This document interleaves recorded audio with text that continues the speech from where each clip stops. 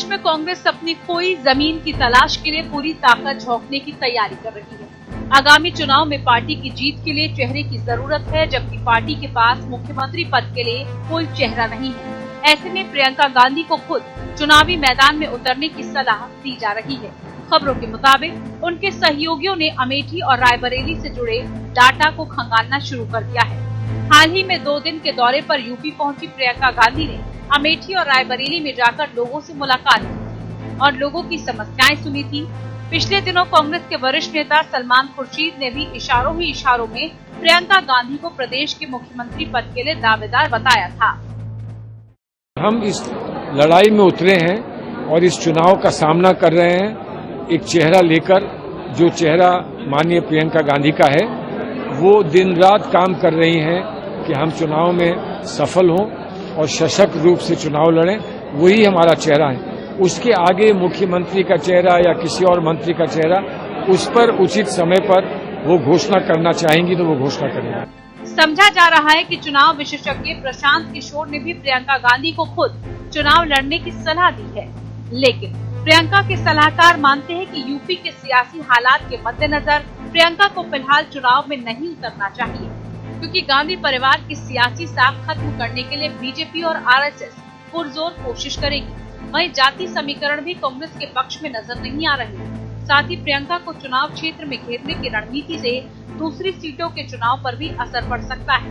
अव्वल तो पार्टी मुश्किल माली हालात से गुजर रही है।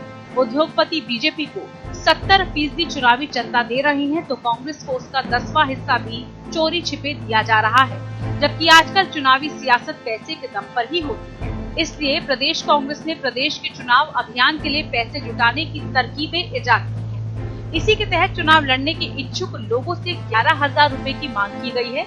इसे पार्टी फंड में चंदे के रूप में स्वीकार किया जाएगा। प्रदेश अध्यक्ष अजय कुमार लल्लू के इस प्रस्ताव का मीटिंग में भी विरोध हुआ। कहा यह भी गया कि ऐसे में पैसे वाले ही उम्मीदवार बन पाएंगे, लेकिन कांग्रेस इन दिनों सियासत में पैसे की अहमियत खूब समझ रही है। टिकट के आवेदन पत्र में ये भी पूछा जा रहा है कि सोशल मीडिया में आपके कितने फॉलोवर्स हैं।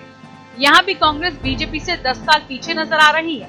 बीजेपी ने व्हाट्सएप को अपने प्रचार का रथ बनाया था, जबकि इस फॉर्म में व्हाट्सएप का नाम तक नहीं है।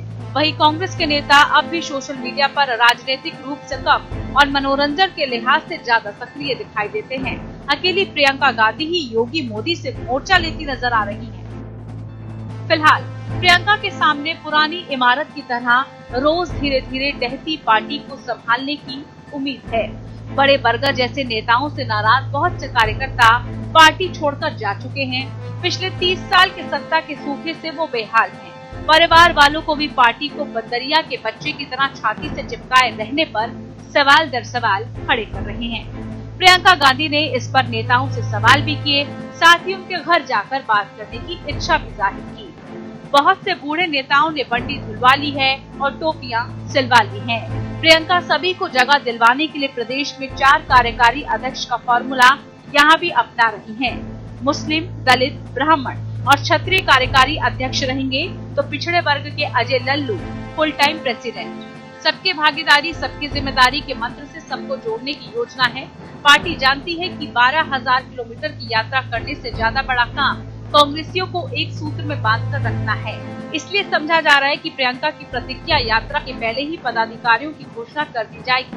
हालांकि इस यात्रा का ऐलान अभी तक नहीं हो पाया है, लेकिन समझा जा रहा है कि 21 सितंबर से 9 अक्टूबर के बीच पूर्वांचल, बुंदेलखंड, मध्यांचल और पश्चिमांचल में एक साथ शुरू की जाएगी। ये अभी साफ नहीं है कि यात्रा पैदल होगी या रोड शो के तहत सपाटा भरेगी, और क्या इसमें कांग्रेसी कलह न करने की प्रतिज्ञा लेंगी। Bureau report, APN news.